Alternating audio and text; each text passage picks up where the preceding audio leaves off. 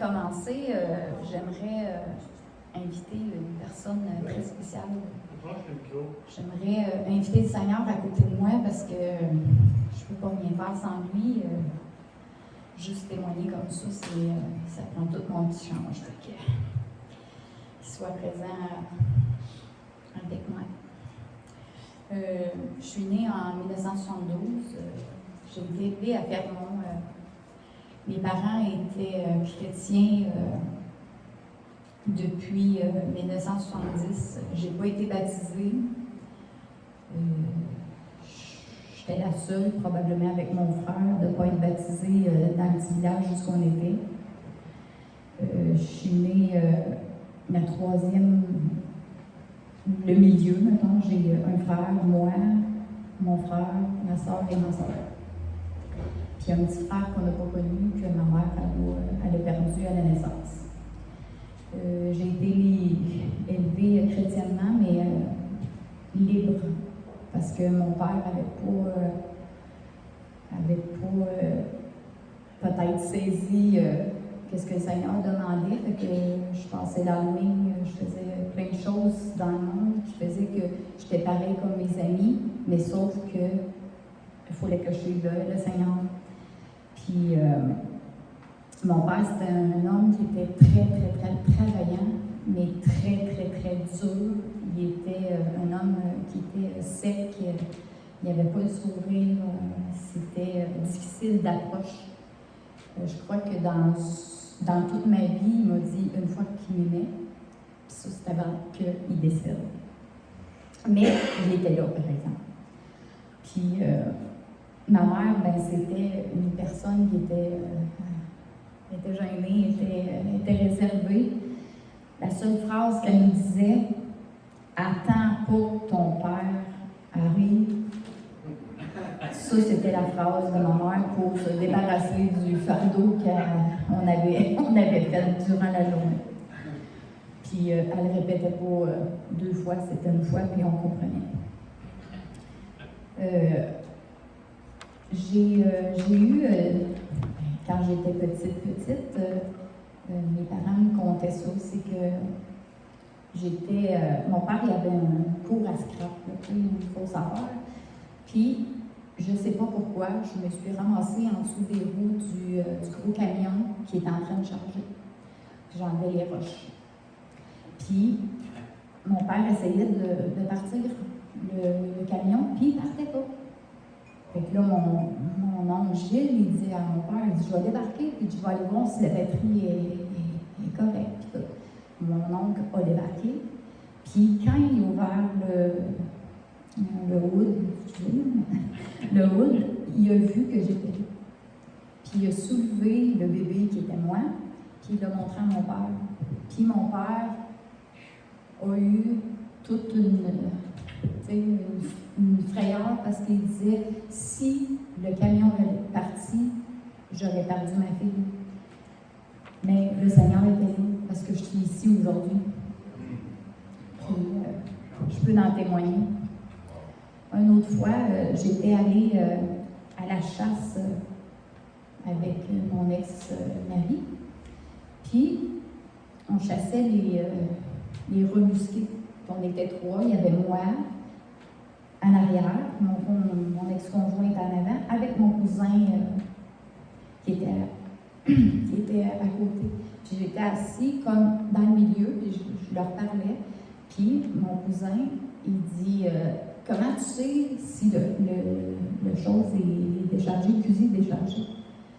Et mon ex, il dit, il faut que tu tires sa planche, mais là, il dit, tire comme ça avant. Puis le canon, il était ici. Puis là, lui avait le doigt sur la gâchette. Puis là, je ne sais pas pourquoi, il a lâché la gâchette, puis il a pris le bras, puis la balle, elle a tombé. J'ai pas mis le Seigneur dans tout ça, mais le Seigneur était là. Plusieurs fois dans ma vie, le Seigneur, il m'a protégée. Parce que si j'aurais été, morte, je m'en allais en enfer parce que j'avais pas le Seigneur dans ma vie. À toutes les fois que le Seigneur m'a sauvée, c'est parce que il n'était pas à mes côtés, que moi, je n'avais pas accepté son don gratuit. Puis à 16 ans, j'ai rencontré un homme, puis j'ai tombé amoureux, vraiment amoureux. Puis c'était là. On a resté, je pense, 6-7 mois ensemble, puis on s'est séparés. J'étais tombée enceinte de Jean, puis je l'ai perdu. Puis là, mon père avait fait peur à Jean. Il avait dit « Ah, moi, fait que tu vas la marier. » Puis Jean, il était comme tout déboussolé. Puis c'est ça, j'ai continué ma vie, je me suis mariée, j'ai eu 3 enfants, une maison, un chien, la vie que je voulais, je l'avais. Mais dans tout ça, j'écoutais pas le Seigneur. Parce que le Seigneur me montrait qu'est-ce que mon ex me faisait, mais je croyais pas. Le Seigneur, je croyais plus mon ex. Puis un jour, il me l'a montré, puis j'ai pas su pardonner. Je me suis séparée. Puis, je travaillais pour ma soeur à la cantine. Puis, quand je me suis séparée, j'ai vécu chez elle, avec mes 3 enfants. Puis, j'ai rencontré un homme riche. Je me promenais en Ferrari, j'avais tout ce que je voulais, j'avais de l'argent, je travaillais, puis c'était qu'est-ce que j'avais pas connu ailleurs, je le connaissais là, mais j'étais tellement malheureuse. Un jour, j'étais devant la vitrine, puis j'ai pas prié, j'ai dit, tu sais, je suis pas bien, je sais pas qu'est-ce que j'ai, mais je suis pas bien, j'ai tout, là, j'ai tout pour être heureuse, puis je suis malheureuse. Puis, j'avais pas rien qui comblait. Cette relation-là là, était vouée à l'échec déjà. J'avais pas encore écouté le Seigneur. Puis, je me ramassais encore avec plein de problèmes. Puis, oui, c'est vrai. Mon ex m'avait tout le temps dit, le père de mes enfants, le ciel, là, il va tomber sa tête. Parce qu'il ne prenait pas la rupture, il ne comprenait pas que je pouvais pas pardonner ses égarements, ses tromperies, puis tous les mensonges qui me montaient. Puis il m'a dit que le ciel te tombe sur la tête. Puis là, aïe aïe, j'ai eu peur. J'ai eu vraiment peur parce que je savais que Dieu existait. J'ai été élevée dans la chrétienté, mais pas comme aujourd'hui. C'était différent d'aujourd'hui. C'était pas les mêmes choses. Puis là, j'ai dit, ben, ils viennent juste de m'envoyer une malédiction, tu sais. Puis là, j'ai eu peur. J'avais peur, je priais le soir avant de me coucher, mais je disais tout le temps la même affaire. C'est comme, je l'avais appris par cœur, ça faisait des années, mais elle n'avait pas de sentiment, elle n'avait rien, ma prière, parce que j'avais peur de mourir. Puis, je savais que l'enfer existait, mais je ne savais pas qu'il fallait que j'accepte le Seigneur, parce que mon père et ma mère disaient « Crois au Seigneur Jésus, tu seras sauvé, toi et ta famille. » Mais moi, je suis dans une famille chrétienne, je suis sauvée. Tu sais, j'appartiens au Seigneur, mais moi, je pensais que c'était ça. Même à l'âge adulte, je pensais que c'était ça. Mais c'était pas ça. Là, j'ai regardé par la fenêtre, puis j'ai dit là, je suis tellement malheureuse. J'ai dit, il faut qu'il arrive de quoi.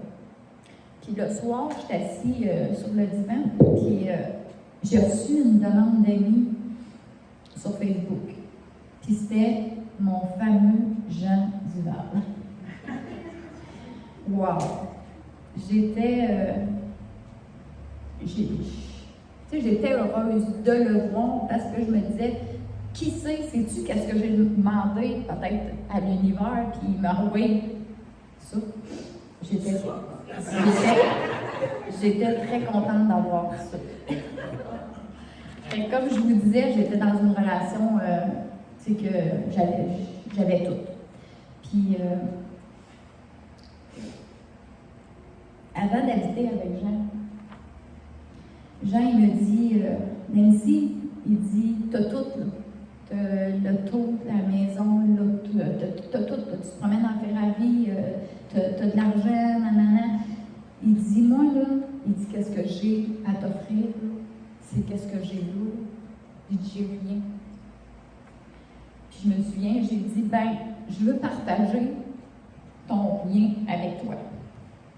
Puis ce jour-là, ben, on a commencé à cohabiter ensemble. C'était vraiment, mettons, une année de bonheur. Mais il manquait quelque chose. Puis là, c'est ça, le Seigneur, Jean parlait du Seigneur. Puis ses parents, ils étaient catholiques. Moi, j'avais peur de Marie. Parce que, là, vous savez, Marie, les catholiques le disaient, puis mon père me disait tout le temps, fais pas cette prière-là, ça n'a pas rapport avec nous autres. Fait que là, je l'ai rencontré, puis là, je me rappelle le Seigneur. Puis jamais il m'a parlé de Marie. Je dis, hein, c'est impossible. Fait que là, il me disait des choses, puis j'ai dit, Caroline, mon père, il en parlait de ça. Mon père, il me disait ça. Puis, c'est faux. Il m'a laissé parler après. En 2010, on s'est rencontrés. En octobre. En décembre, j'ai demandé à Jean une fiancée, puis en même temps, c'était ceux qui me demandaient aussi. On s'est connus. En avril 2011, on a ouvert notre garage. Puis on s'est mariés en 2011. Le 27 août. 27 août. Merci de me le rappeler. J'ai rencontré le Seigneur. J'ai rencontré le Seigneur le 22 août 2012. J'étais assis au garage. J'étais en train de lire ma Bible. Puis toute ma vie, j'ai dit, je vais gagner, je vais être riche, je te le dis. Puis même Jean, quand j'ai rencontré Jean, regarde, je suis le seul riche, je vais être riche, moi. Puis là, je me mets à pleurer. Puis là, Jean, il me regarde, il dit, Nancy, qu'est-ce qu'il y a? J'ai dit, Jean, j'ai trouvé ma richesse. Le Seigneur, il m'a montré sa richesse à lui pour moi. Puis, ce jour-là, ma vie, elle a changé. Je sacrais, je blasphémais, je vivais dans le monde. Fait que je faisais tout ce que le Seigneur il condamnait, je le faisais. Fait que, ce jour-là, je sais que ma vie, elle a changé.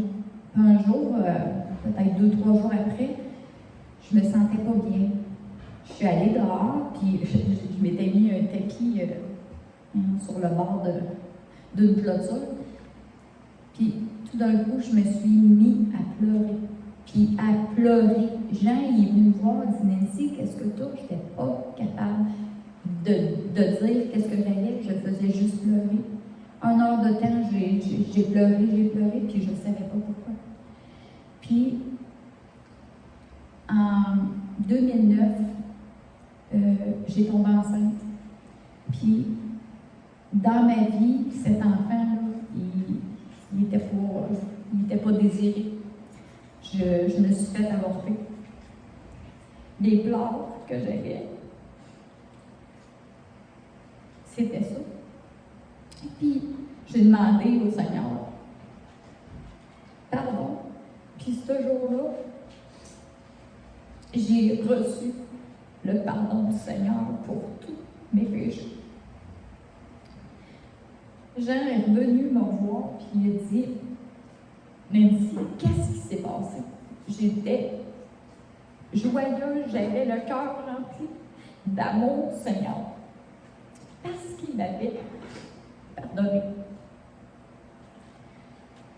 Puis, je vais laisser la place à Jean parce que, oh non, une chose, parce que lui va en parler, puis je veux en parler avant Jean.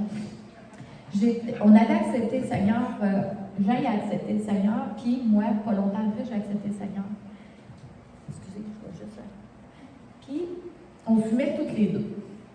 Mais, le Seigneur, tu sais, on savait que c'était pas correct. Puis, on n'allait pas à l'église encore. On a été un an, je crois que on était laissés à nous-mêmes avec le Seigneur dans sa lecture. On a lu, on a médité. On a appris à connaître le Seigneur à travers sa parole. Un soir, on est couché, puis Jean, là, il fait je vais dire une prière, mais c'est pas une prière, c'est qu'il parlait à Dieu. Puis Jean, avant, on avait pris des pelules pour arrêter de fumer, on avait pris du Zipben, des patchs, des pilules, puis on n'a jamais arrêté de fumer. On était en train de s'attacher en train, fait que on a arrêté ça. Fait que là, Jean, il avait beaucoup de peine, parce qu'il allait évangéliser, puis il fumait. Fait que là, il s'est étendu, il a parlé au Seigneur, puis il s'est mis à nu devant le Seigneur, puis tout d'un coup, il se revient d'abord, puis il dit « Pourquoi tu pleures? » J'ai dit « Parce que c'est beau, qu'est-ce que tu dis? C'est beau, ça m'a touché. » Fait que là, j'ai dit, lui, il avait demandé au Seigneur d'arrêter de fumer. Puis le Seigneur, il l'a pas exaucé. Mais moi, par exemple, samedi en dedans, Nancy, t'es arrêté de fumer. Oh que non! Je ne suis pas arrêté de fumer. Je vais fumer avant de m'endormir. Je fumais partout. Mais non. Non, c'est sûr, je fume avant. Non, t'es arrêté. Là, je te dis, t'es arrêté. J'ai dit, c'est pas grave. Je vais fumer de même en fait, mais je me lève, là. Je vais m'allumer une cigarette et je vais fumer. Non, t'es arrêté. Le matin, je me suis levée, puis le Seigneur m'avait fait grâce. Merci, Jean. Le Seigneur m'avait fait grâce d'arrêter de fumer. Puis, j'ai contesté. Mais je savais que ça venait du Seigneur.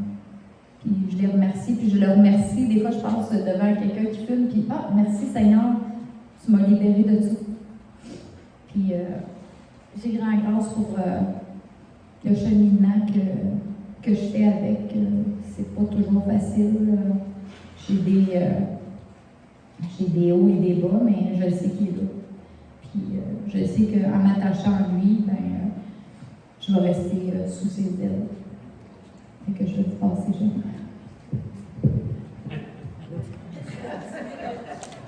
Ouais, tu ne veux pas le finir? Ben, c'est sûr, je vais dépasser un peu, tu sais, si je vais avoir du temps un peu. Fait que moi, je suis né à Saint-Cyril, je m'appelle Jean Duval, je suis une famille de 9 enfants, je suis le bébé. Je suis né avec un problème de rein. À 11 jours, j'ai été opéré. J'ai eu du trouble de 0 à 12 ans. C'est l'hôpital, puis ressort, puis congé. Fait que l'école, j'étais un gros zéro. Et je m'y suis fait moquer de moi. C'est sûr, je manquais de l'école à tour de bras. J'étais tout seul. Mes parents voulaient qu'ils travaillent. Il y avait 9 à 8 autres enfants. Fait que j'étais tout le temps j'étais à Sherbrooke. Fait que j'étais tout le temps tout seul. Pour ça, mes journées tout seul à l'hôpital. Il y avait une madame qui avait passé. Là. Elle avait parlé de Jésus, mais j'avais rien compris. J'étais jeune. Là, elle avait peut-être 5, 6 ans, 7 ans.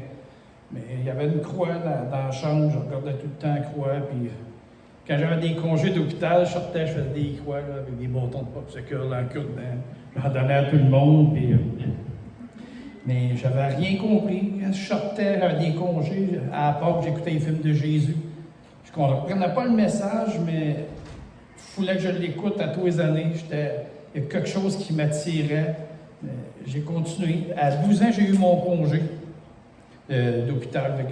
C'était la joie extrême là, d'avoir un congé. Il m'avait dit, si tu as quelque chose, tu reviens. Sinon, ben, c'est beau. Fait que, point de vue famille, mon père, il était alcoolique. Il était violent, ça se trappe, il avait plus dans les mains que pour porter ses pantalons. Ma mère était dépressive. Mon père il a essayé de se pendre. C'est moi qui ai cassé les vitrines. J'avais à peu près 16 ans pour qu'ils s'empêchent de se pendre. 3 de mes sœurs, j'ai 5 sœurs, 3 de mes sœurs ont fait plusieurs tentatives de suicide. Mettons, je ne l'ai pas eu facile, là, de zéro en grandissant. À 16 ans, c'est sûr, j'ai rencontré Nancy. On a été un petit bout ensemble, on s'est séparés. Une de mes sœurs m'a annoncé qu'elle s'avait fait tirer aux cartes. Puis elle m'a dit, tu vas mourir à 18 ans. Ça, c'était le coup fatal, là. Là, je venais juste de sortir d'un congé de 12 ans à l'hôpital. Là, c'était comme la dérape. On va profiter de la vie parce que... Fait que le sexe, la drogue, puis la boisson, puis... c'est triste, mais c'est ça, tu sais, j'ai dérapé, j'ai rencontré une conjointe. J'ai eu mon enfant, on s'est séparés. Il m'avait trompé, mais j'étais pas bien mieux, moi non plus, là, mais...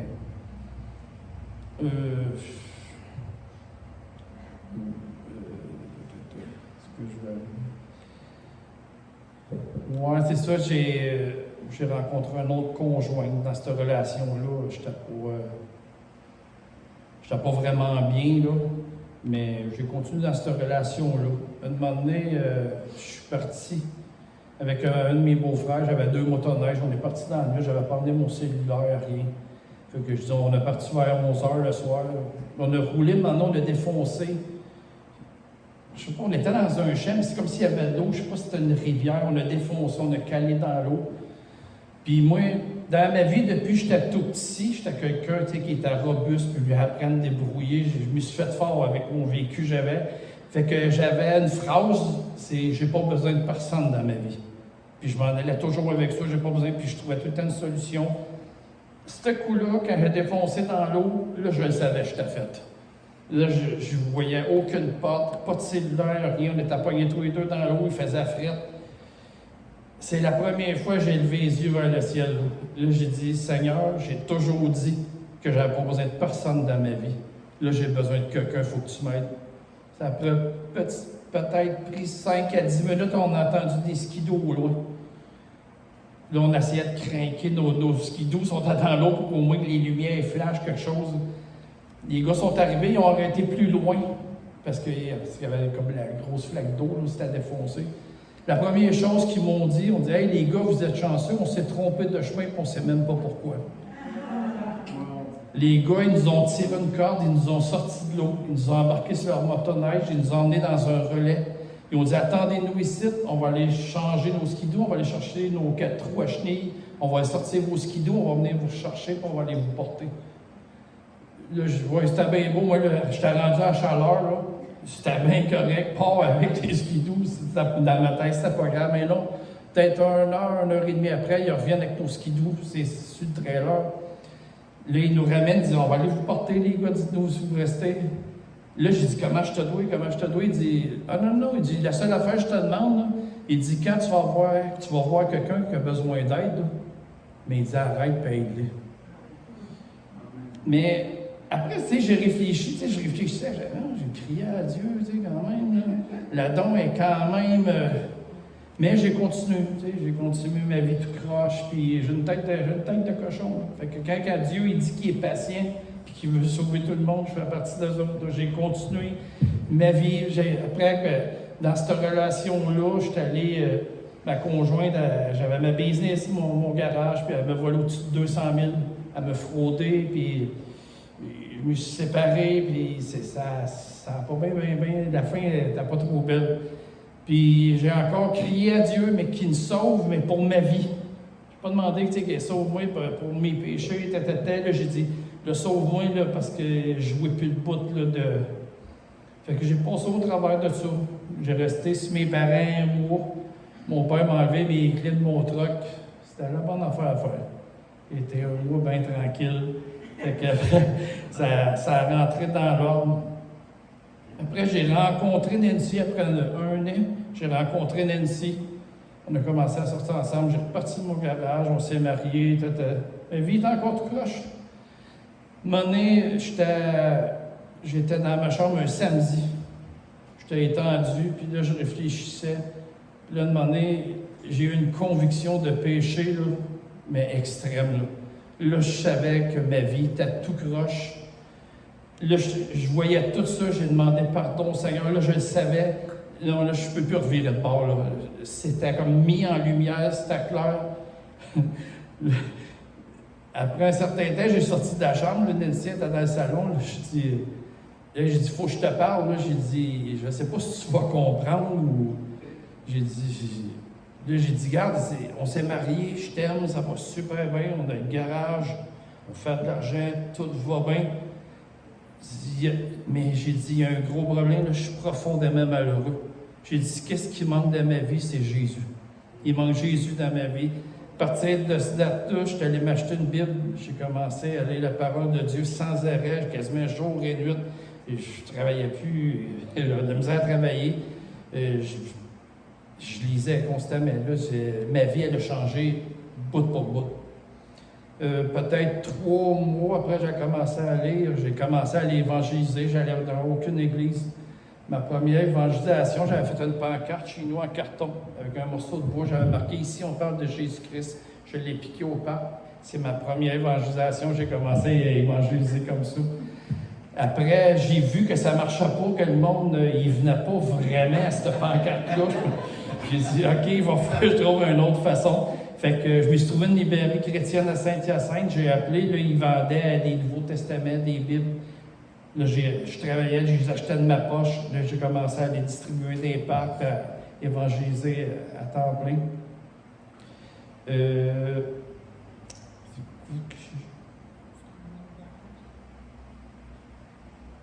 Ouais, non, mais OK. Puis c'est ça, j'allais évangéliser, puis c'est ça, je fumais. Là, j'avais été libéré de plein de choses, mais ça, c'était pesant. Fait que là, un moment donné, je me suis humilié un soir, puis là, j'avais demandé au Seigneur, il faut que tu me libères de ça. Puis j'avais essayé par tous les moyens d'arrêter, puis ça n'a jamais marché. Puis là, j'arrive, quand j'avais prié le lendemain, c'est elle qui arrête de fumer. Là, j'étais comme bouche bée, mais j'ai loué le Seigneur. J'ai dit, Seigneur, je te loue parce que si c'était pour elle, tu l'as libéré, mais aie pitié de moi. J'ai continué à fumer 3 jours après. À 4 heures le soir, je l'ai téléphoné. J'ai dit, le Seigneur m'a libéré. J'ai plus jamais fumé, j'ai plus jamais eu. J'ai été libéré 3 jours après. Après, j'ai eu ma business. C'est sûr qu'on marchait à droite, il n'y avait plus de noir, il n'y avait plus rien.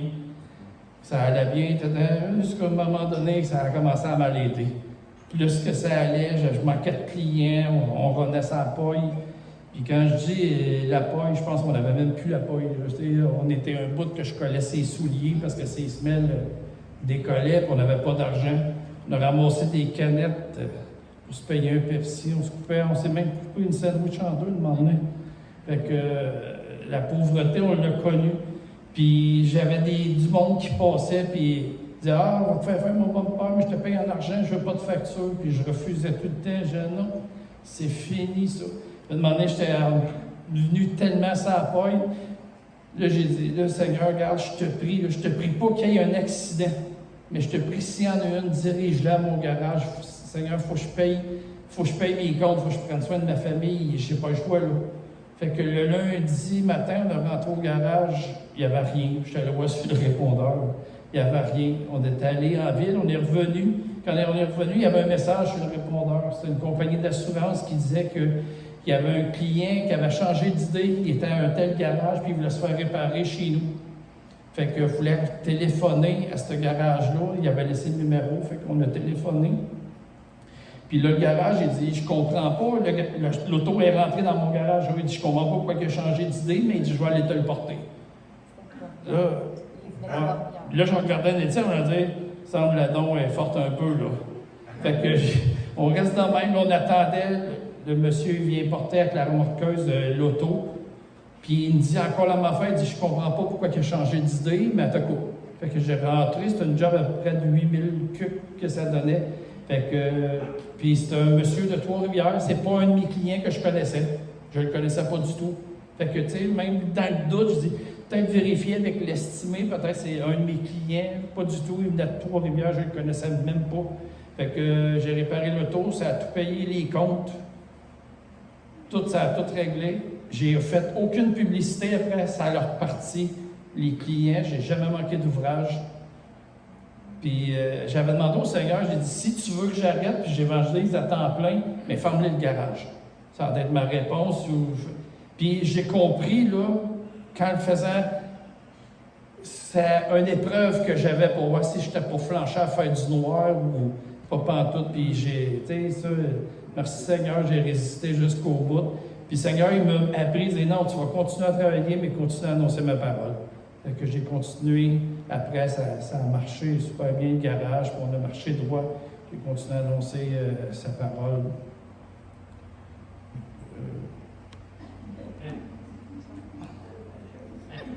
L'église, le baptême, Oui, le baptême, j'étais chez nous, c'était tout le temps, puis on lisait. À un moment donné, j'ai su, j'avais la conviction que je me fasse baptiser. Fait que là, je savais que ma belle-mère, elle était croyante, tout ça. Fait que là, j'ai dit, moi, je veux me faire baptiser, Puis là, elle dit, ah, mais je me suis fait baptiser à Marieville. Fait que là, j'avais parlé au pasteur, c'était à Raymond McLean. Puis là, il m'avait dit qu'il voulait me rencontrer. Fait que, mais moi, c'est quasiment plus moi qui voulais le rencontrer parce que je voulais être sûr. Je ne m'embarquais pas dans une patente, je savais c'est quoi je voulais, puis il m'avait rencontré. Il m'avait dit, Jean, il n'y a aucun problème, je vais te baptiser. Fait que j'ai été baptisé à Marieville. Fait que quand ils m'ont baptisé, j'ai sorti de l'eau, ils m'ont échappé.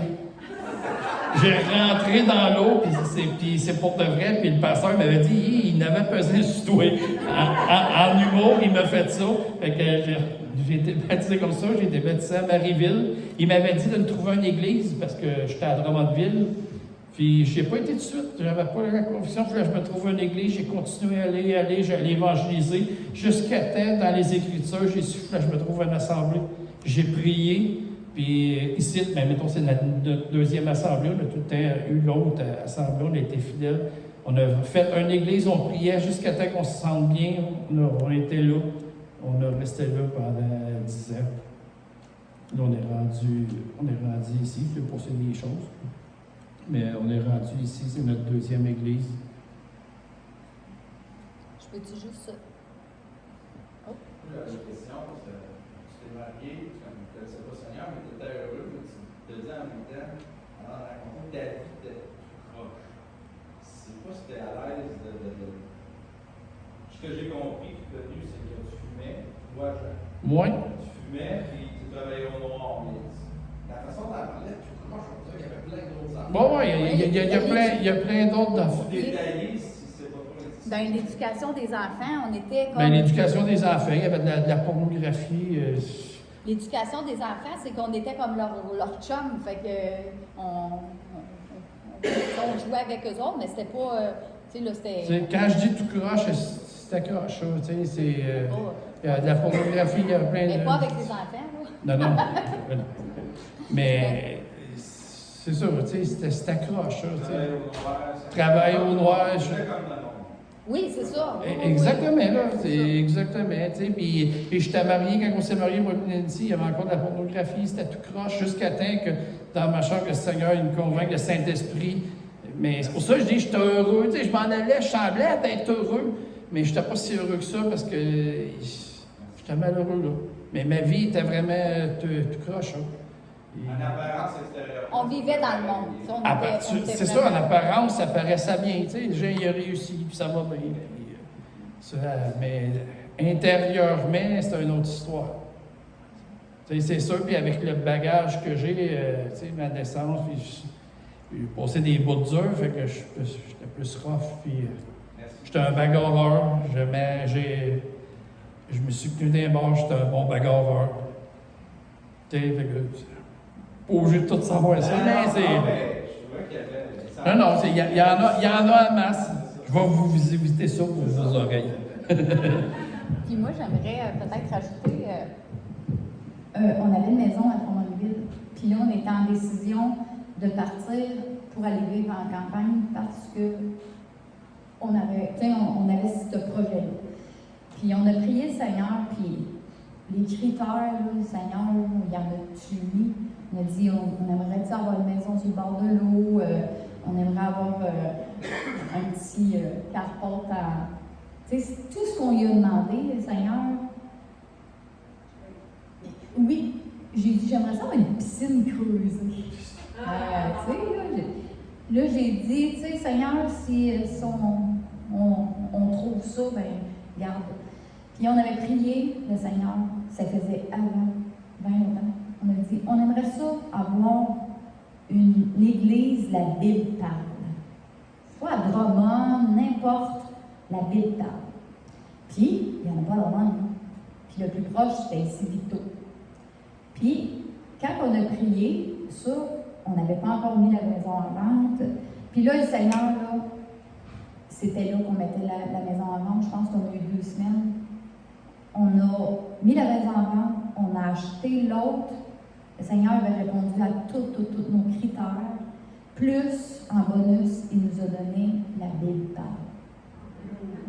Ça, là, ça a été la grosse petite cerise sur le Sunday. Puis, la cerise sur le Sunday. Puis, je remercie notre pasteur parce que c'est un pasteur de cœur. C'est un pasteur qui, aujourd'hui, je peux vraiment comprendre qu'est-ce que le Seigneur demande à ses bergers parce que je le vis à travers lui.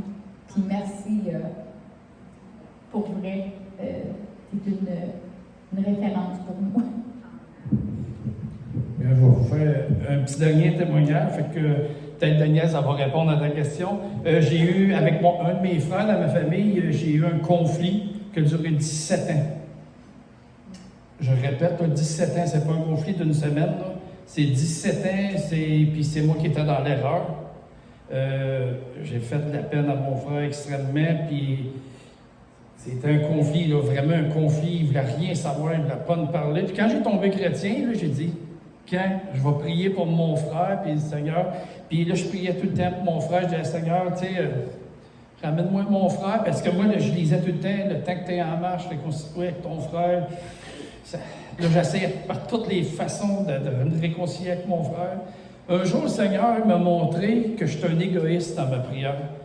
Parce que moi, je voulais être réconcilié avec mon frère, puis c'est une chose qui est bien. Tu sais, mais le Seigneur m'a montré que je ne pensais pas à son salut. Moi, là, même si j'étais chrétien, puis j'allais évangéliser de tout mon cœur, c'était « faut que je sois réconcilié avec mon frère ». Puis après, je vais y annoncer le salut. Le Seigneur m'a dit « non, tu vas y annoncer le salut en premier, puis après, tu vas être réconcilié avec ton frère ». Puis là, j'avais de la misère à voir ça, mais j'ai commencé à prier, Seigneur, tu m'as mis ça à cœur. Puis je l'avais partagé au groupe de prière, j'ai commencé à prier. J'ai dit, Seigneur, là, je te prie, ramène-moi mon frère, puis j'ai annoncé ton salut. Ça a pris peut-être 6 mois, j'étais chez ma mère, je vois arriver mon frère, il rentre, il dit, hey, mon frère, je te pardonne. Je te pardonne, tu me manques, puis je t'aime.